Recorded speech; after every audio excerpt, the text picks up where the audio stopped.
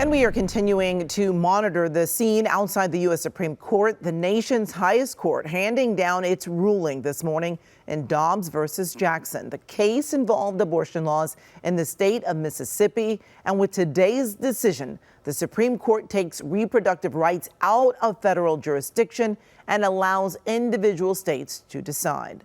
Former Vice President Mike Pence had this reaction on Twitter, saying, "Today, life won. By overturning Roe v. Wade, the Supreme Court of the United States has given the American people a new beginning for life, and I commend the justices in the majority for having the courage of their convictions." And joining us now is Jonathan Keller, president of the California Family Council. Thank you so much for taking the time. I know you agree with the former vice president's thoughts, so please give us your reaction to this morning's ruling.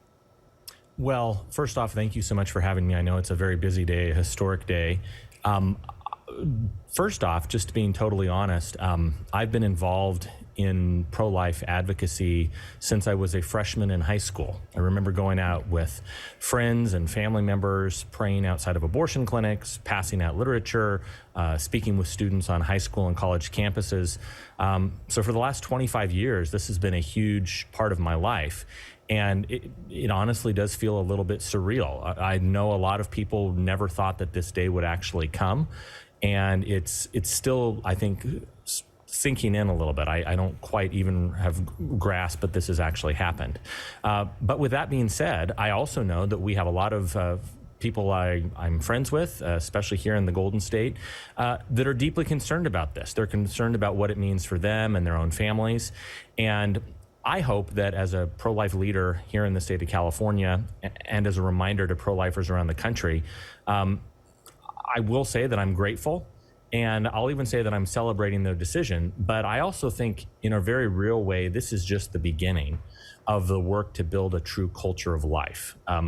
We live in a culture that really in some ways is hostile to children. It's very difficult for families to pay for childcare. It's difficult. We don't have a nationwide maternity leave or paternity leave policy. And I think in a lot of cases, we still live in a society that doesn't appreciate the value of parenting. So my hope is that this wouldn't be an end for the pro-life movement, but that this would really just be one more step in an effort to build a culture that respects life, that honors women as mothers, and that really provides resources for everybody who is a parent. Jonathan, are you concerned, however, that women in these states, including Mississippi, will still seek out abortions that are perhaps not as safe? They will go to, locations and still attempt to get an abortion that could put their health in jeopardy. So do you have concerns at all about that? Oh, absolutely. And in fact, we could see that because, for example, California has already promised. We've seen statements from Gavin Newsom today. We've seen statements over the last several months from all the legislative leaders. There's over a dozen bills that are pending right now in California's legislature in advance of the decision that are aiming to expand abortion throughout California. We actually have a bill, SB 1142, that is trying to offer scholarships to women to fly to the state of California and have abortions, talking about paying for airfare, for lodging, even paying for time off of work so that women could come here and have abortions. So I realize California especially, they are claiming they want to be an abortion sanctuary state. My real hope and prayer, though, is that we would realize as Californians, we have incredible things to offer the rest of the nation. We have world-class medical facilities. We have a historic budget surplus right now.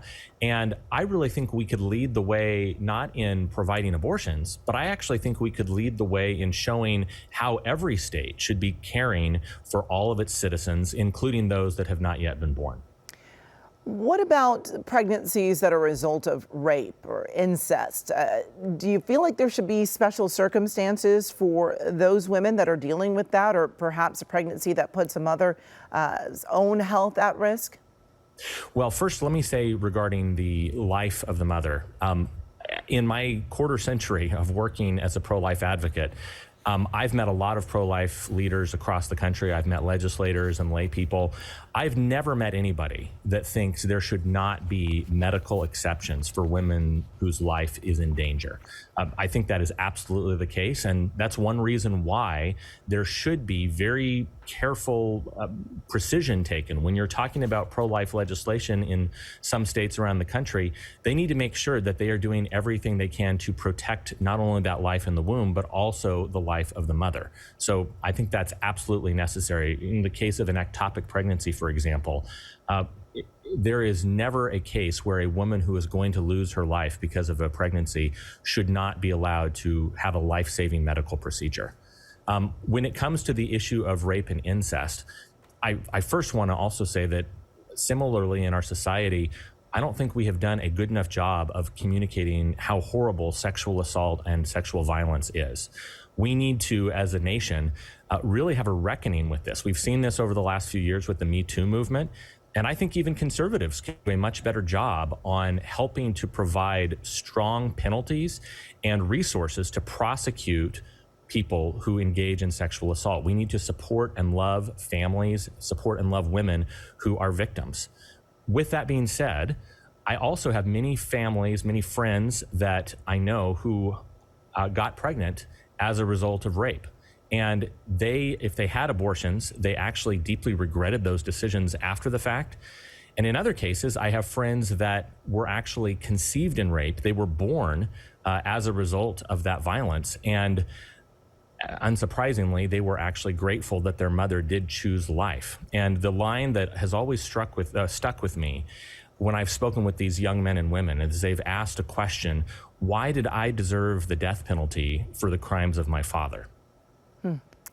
All right, Jonathan Keller, we certainly appreciate your time for joining us and sharing your insights. We appreciate it. Thank you so much. Have a wonderful day. Thanks, you as well.